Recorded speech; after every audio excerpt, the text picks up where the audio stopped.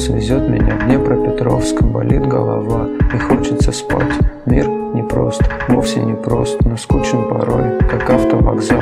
Съел пирожок, кофе хлебнул, 2 поберушкам дал по рублю. На дверце в сортире ножом написал, кого я люблю. Моя любовь похожа на сон, бутылок пивных перезвон, но больше похожа она на глупый бульварный роман. Аптекарь продал мне аспирин, бродяга меня перекрестил, что-то из этого сняло мигрень. Жизнь это свитер, и я в ней олень. Что я хочу? Хочу не болеть, вкусным хлебом кормить голубей и пересматривать Гарри Поттера с ней. Все.